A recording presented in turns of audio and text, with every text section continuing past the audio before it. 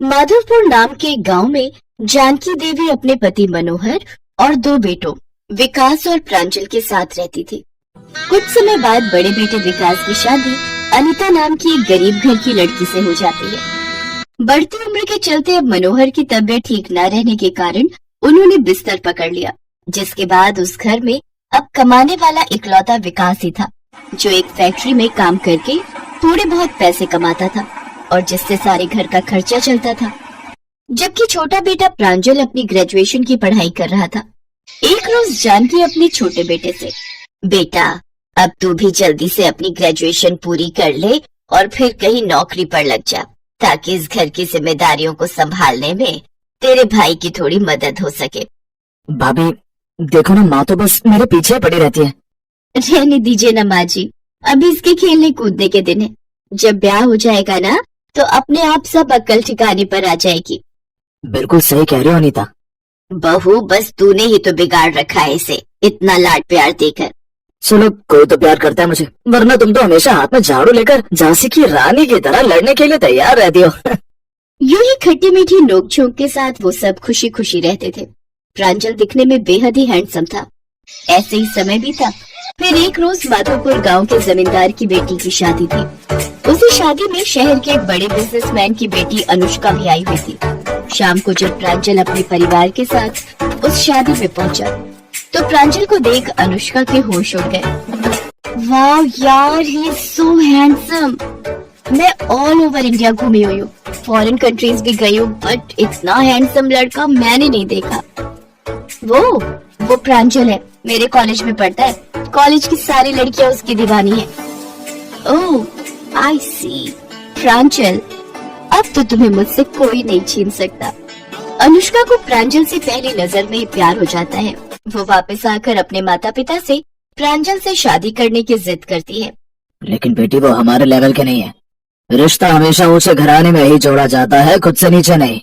अनुष्का के माता पिता उसे लाख समझाने की कोशिश करते हैं, लेकिन इकलौती बेटी होने के कारण वो बचपन से उसकी हर जिद पूरी करते आए थे। इसलिए इस बार भी उन्हें उसके आगे झुकना ही पड़ा। वो अपनी अमीर बेटी का रिश्ता लेकर प्रांजल के घर चले जाते हैं। हमारी बेटी अनुष्का ने जब से प्रांजल को देखा है, वो तो बस उससे शादी करने की रट लगाए बैठी है। देखिए, आपको जो भी चाहिए होगा वो सब हम देंगे, लेकिन इस रिश्ते के लिए हाँ कर दीजिए। हाँ बहन जी, हमने आज तक अनुष्का की हर ख्वाहिश पूरी की है और इस बार भी हम उसका दिल नहीं तोड़ना चाहते। बहन जी, हमें सोचने के लिए थोड़ा वक्त दीजिए, हम 2 दिन बाद आपको जवाब दे देंगे। जानकी इस शादी के लिए मान जाती है। प्रांजल को तो अनुष्का पहले से ही पसंद आ गई थी। फिर सबकी रजामंदी से उनकी शादी हो गई। लेकिन अमीर घर की लड़की जब गरीब ससुराल आई, तो आते ही उसके नखरे शुरू हो गए और अपनी गरीब जेठानी को तो वो नौकरानी समझने लगी। जेठानी जी, मुझे प्यास लग रही है, जाइए मेरे लिए पानी लेकर आइए। ओफो, कितनी गर्मी है यहाँ, और ये कूलर न जाने कौन से जमाने का है। अनुष्का, मैं अभी तुम्हारे लिए ठंडाई बना कर लाती हूँ, उससे तुम्हें थोड़ा आराम मिलेगा। ओहो, इस गर्मी में तो मेरा बुरा हाल हो रहा है। मेरे मायके में तो मेरे कमरे में 2 एसी लगे थे, लेकिन यहाँ। माँ जी, आप वो जरा पंखा कर दो। अनुष्का के दहेज में ढेर सारा सामान आया था, जिसे देख जानकी भी लालची हो गई थी और बिना कुछ कहे वो भी अनुष्का को पंखा करने लगती है। अब प्रांजल की भी पढ़ाई पूरी हो चुकी थी और अब वो भी एक फैक्ट्री में सुपरवाइजर की नौकरी करने लगा। ऐसे अनुष्का की शादी को 6 महीने बीत जाते हैं, लेकिन अभी तक उसने रसोई में कदम नहीं रखा था। फिर एक रोज अनुष्का के पिता पर मुसीबतों का पहाड़ टूट पड़ा। अचानक एक दिन उनकी कंपनी में आग लग गई और उनका सारा सामान जलकर खाक हो गया। साथ ही नई कंपनी शुरू करने के लिए मलिक ने जो कर्जा बैंक से लिया था, उसे उतारने के लिए उसने अपनी सारी जमा पूंजी और यहाँ तक कि अपना घर तक बेच दिया और वो सड़क पर आ गए। फिर प्रांजल उन्हें अपने साथ घर ले आया। लेकिन पापा, ये सब हुआ कैसे, और अब आप रहेंगे कहाँ? प्रांजल, ये घर तो पहले ही इतना छोटा है, ऊपर से गेस्ट रूम भी नहीं है यहाँ। कोई बात नहीं बेटी, हम कहीं और गुजारा कर लेंगे। तभी अनीता कहती है, नहीं अंकल आंटी, ये घर आपका भी तो है, आप यहाँ से नहीं जाएंगे। और रही रहने की बात, तो आप मेरे कमरे में रह लीजिएगा, मैं और विकास बाहर हॉल में सो जाएंगे। फिर जैसे कुछ पैसे जुड़ जाएंगे तो हम एक कमरा और डाल लेंगे। और अनुष्का, इंसान का दिल बड़ा होना चाहिए, घर नहीं। दिल बड़ा हो तो जगह अपने आप बन जाती है। बड़ी बहू बिल्कुल ठीक कह रही है भाई साहब। ये बात सुनकर अनुष्का शर्मिंदा हो जाती है और उसे अपने किए पर बहुत पछतावा होता है। अपने माता पिता के लिए जेठानी का ये बर्ताव देखकर उसे अपनी जेठानी पर बहुत गर्व महसूस होता है। वो अपनी जेठानी से माफी मांगते हुए कहती है, मुझे माफ कर दो दीदी, मैंने हमेशा आपके साथ इतना बुरा बर्ताव किया, लेकिन फिर भी आपने मेरे पेरेंट्स को इतना सम्मान दिया। आई एम रियली सॉरी दीदी। कोई बात नहीं अनुष्का, तुम मेरे लिए छोटी बहन जैसी हो और बहन के माता पिता भी तो अपने माता पिता जैसे ही होते हैं। फिर दोनों देवरानी जेठानी सारे गिले शिकवे भुलाकर एक दूसरे के गले लग जाती हैं। उषा देवी की दो बहुएं नीलम और कविता। बड़ी बहू नीलम के दो बच्चे थे और छोटी बहू कविता की शादी को 1 साल होने वाला था। नीलम बड़ी थी इसलिए अपनी आदत के हिसाब से हर जगह अपना रुतबा दिखाने की उसकी आदत थी। वो कविता को आगे बढ़ने ही नहीं देती थी। कविता, रोटियां भी रहने दो, मैंने बाहर वेज बिरयानी सबको सर्व की है। पर भाभी, बुआ जी तो रोटी मांग रही थी, उन्होंने कहा कि वो चावल नहीं खाती हैं। मैंने कहा ना अभी रुक जाओ, रोटियां जरूरत होगी तो बना लेंगे। भाई दूज का त्योहार था, घर में सब मेहमान आए हुए थे, इसलिए उषा देवी की दोनों बहुएं रसोई में दोपहर का खाना बना रही थी। नीलम ने वेजिटेबल बिरयानी बनाई थी और वो सबके सामने अपनी उसी बिरयानी के गुण गा रही थी, जैसे कि अपने मुंह में या मिट्ठू बनने वाली बात हो। बुआ जी, थोड़ी और बिरयानी लीजिए ना, मुझे लगता है आपको बिरयानी पसंद नहीं आई। नहीं नहीं बहू, तुम्हारे हाथ का खाना तो मुझे बहुत पसंद है, बहुत ही स्वादिष्ट खाना बनाती हो तुम, पर मैं ज्यादा चावल नहीं खाती हूँ। रुको ननद जी, मैं अभी रोटी मंगवाती हूँ। कविता बहू, क्या हुआ, रोटी बनी नहीं क्या अभी तक? मैं खुद ही देख कर आती हूँ। उषा देवी रसोई में जाती है तो कविता रसोई में रोटी बनाने की जगह मीठी सेवई बना रही थी। उषा देवी को गुस्सा आ गया और उन्होंने कविता की डांट लगा दी। क्या बात है कविता बहू, इतनी देर से बुआ जी रोटी का इंतजार कर रही है और तुम यहाँ सेवई बना रही हो। अरे पहले उन्हें रोटी तो पूरी खिला लेती, तुम्हें पता है कि वो चावल कम खाती हैं और मैंने तुम्हें स्पेशली यहाँ रोटी बनाने के लिए भेजा था। माँ जी, वो नीलम भाभी ने मुझे। कविता, तुम रहने दो, मैं रोटियां सेक देती हूँ। माँ जी आप बाहर जाओ, मैं जल्दी जल्दी रोटी सेक कर लाती हूँ। पहली बार कविता को एहसास हुआ कि नीलम उसके साथ सही नहीं कर रही है। उस दिन उसने ठान लिया कि वो देवरानी है तो क्या हुआ, पर इस तरह से जेठानी का गलत व्यवहार भी तो वो सहन नहीं कर सकती ना। अब वो चौकन्ना रहने लगी। जब भी नीलम अपने आप को आगे करती तो कविता भी पीछे नहीं हटती, पर वो इस बात का जरूर ध्यान रखती थी कि नीलम उसकी जेठानी है तो उसका मान सम्मान भी बना रहे। एक दिन उषा देवी की बहन और बेटी उन सबके साथ बाजार गई। उषा देवी की बहन की लड़की किरण की शादी थी तो वो सब उसी की शादी की शॉपिंग के लिए गई हुई थी। मौसी जी, ये लहंगा किरण पर बहुत अच्छा लगेगा। क्यों किरण? नीलम भाभी, कविता भाभी जो प्याजी कलर का लहंगा दिखा रही है वो भी बहुत अच्छा है। आजकल प्याजी रंग बहुत इन है, मैंने बहुत सारी एक्ट्रेस को देखा है, वो आजकल इसी कलर के लहंगे अपनी शादी में पहन रही हैं। इसमें फोटोग्राफ्स बहुत अच्छे आते हैं। एक काम करना किरण, तुम दामाद जी के भी सेम कपड़े ही बनाना, बहुत सुंदर लगेंगे। और वो जो मैंने पार्लर वाली तुम्हें बताई है ना, वो इतना सुंदर मेकअप करती है ना कि तुम बहुत सुंदर लगने वाली हो।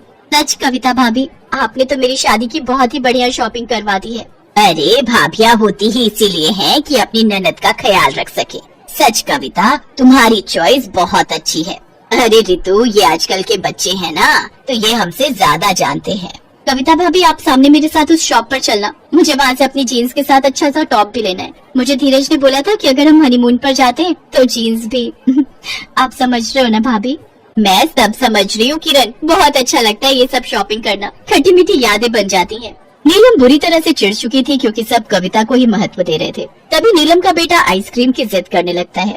मम्मी मुझे आइसक्रीम लेनी है। Mummy mummy. नहीं लेनी आइसक्रीम, मैंने कहा नहीं लेनी। क्या बात है बहू, बिट्टू को क्यों मार रही हो, किस बात का गुस्सा है? पता नहीं रितु, इसे आजकल क्या होता जा रहा है, जब देखो गुस्से में भरी रहती है। बहू थोड़ा लिहाज करो, ये बाजार है, हम किसी की दुकान पर बैठे हैं। अरे बहू छोड़ो, भी बच्चा है, कोई बात नहीं। आओ देखो जरा, मेरे लिए भी एक साड़ी पसंद कर लो। लाओ, गुड़िया को मेरी गोदी में दे दो। नीलम गुड़िया को अपनी सास की गोदी में दे देती है। वो लोग साड़ी देखने लगते हैं। कुछ देर बाद जब कविता किरण के साथ वापस लौटती है तो उस समय सबका ध्यान बिट्टू की तरफ जाता है। बिट्टू वहाँ नहीं था। बिट्टू, बिट्टू कहाँ गया? बिट्टू, कविता, किरण, तुम दोनों ने बिट्टू को देखा दुकान से बाहर कहीं जाते हुए? नहीं भाभी, दुकान के बाहर तो हमें बिट्टू कहीं नहीं दिखा। रुको मैं देखती हूँ, क्या पता बाहर खड़ा हुआ। सब लोग बिट्टू को ढूंढने लगते हैं पर बिट्टू कहीं भी दिखाई नहीं देता। नीलम के साथ साथ सबका रो रो कर बुरा हाल था। तभी कविता के मोबाइल पर एक अननोन नंबर से फोन आता है। हेलो, कौन? चाची मैं बोल रहा हूँ। बिट्टू, चाची मैं अंकल के साथ खड़ा हूँ। अंकल के साथ? बेटा अंकल को फोन दो। जी आपका भतीजा मेरे पास ही खड़ा है, वो बिल्कुल सेफ है, आप इस जगह पहुँच जाइए। सब लोग घबराकर उस जगह पर पहुंचते हैं जहाँ बिट्टू उस आदमी के साथ खड़ा था। बिट्टू, मेरा बच्चा ठीक तो है ना? हाँ मम्मी, मैं बिल्कुल ठीक हूँ। वो एक चोर अंकल मुझे आइसक्रीम दिलाने ले जा रहे थे, मैं उनके साथ जा रहा था, तभी इन अंकल ने मुझे रोक लिया और उसकी खूब पिटाई की। वो यहाँ से भाग गया। जी आपका बेटा बिट्टू बिल्कुल ठीक है, वो बदमाश भाग गया। वो तो मेरी नजर पड़ गई और मैंने उसे पकड़ लिया। आपका बेटा बहुत समझदार है। इसे बाकी फोन नंबर तो याद नहीं थे, पर अपनी चाची का नंबर याद था, इसलिए मैंने तुरंत इनके नंबर पर फोन मिलाया। आपका बहुत बहुत शुक्रिया बेटा। सब लोग बिट्टू को लेकर घर आ जाते हैं। नीलम को सारी बात समझ में आ जाती है। कुछ दिन पहले बिट्टू कविता के साथ बैठा था तो कविता उसे अपना मोबाइल नंबर याद करवा रही थी और बिट्टू को इसमें बहुत मजा आ रहा था। बिट्टू नीलम के फोन से कविता के नंबर पर बार बार डायलिंग कर रहा था। मजाक मजाक में ही सही, पर बिट्टू को इसी बहाने अपनी चाची कविता का नंबर याद हो गया था। ये क्या खेल बना रखा है कविता? पढ़ने वाला बच्चा है, तुम इसे मोबाइल की आदत डाल रही हो। चलो बिट्टू, पढ़ाई करनी है। नीलम को सब कुछ याद आ जाता है और वो बहुत शर्मिंदा होती है। उसकी आंखों में आंसू थे। आई एम सॉरी कविता, मुझे माफ कर दो। मैंने तुम्हें समझने में बहुत बड़ी गलती की। तुम सचमुच सबका कितना ख्याल रखती हो। भाभी, आप सबका ख्याल रखना तो मेरा फर्ज है और आप सब भी तो कितने अच्छे हो, मेरी इतनी केयर करते हो। मम्मी भूख लगी है बहुत जोरों की। शाम हो रही है, सब लोग घर आने वाले होंगे, जल्दी से खाना बना लो। मेरे राज दुलारी गुड्डे को भी भूख लगी है। भाभी, मैं सोच रही थी आप जल्दी से दाल चावल रेडी कर लो, मैं गरम गरम रोटी सेक लेती हूँ, फिर हम सब मिलकर आज एक साथ खाना खाएंगे। मौसी जी, किरण, आप सब भी खाना खाकर ही जाना। हाँ बहू, बहुत जोरों की भूख लगी है। नीलम, जल्दी से दाल चावल बना लो। और कविता, एक काम कर बहू, रोटी के साथ साथ ना वो जो तूने लाल मिर्च का अचार डाला है ना, वो जरूर खिलाना, वो बहुत ही टेस्टी बनाया है तुमने। हाँ बहू, जल्दी से अब तुम दोनों खाना बना लो। नीलम भाभी, मैं कह रही थी इस साड़ी के साथ चप्पल अच्छी लगेगी या फिर सैंडल? इसके साथ तो हील वाली चप्पल ही अच्छी लगेगी। कुछ भी कहो भाभी, के चावल एक एक दाने खिले हुए बनते हैं। मुझे तो ऐसे चावल बनाने ही नहीं आते। भाभी, मुझे भी इस तरह के चावल बनाने सिखाओ ना, जिसमें एक एक दाना अलग हो। मुझे भी सीखना है। और फिर इस तरह हंसते और खट्टी मीठी बातें करते हुए देवरानी जेठानी दोनों एक दूसरे के गले लग जाती हैं।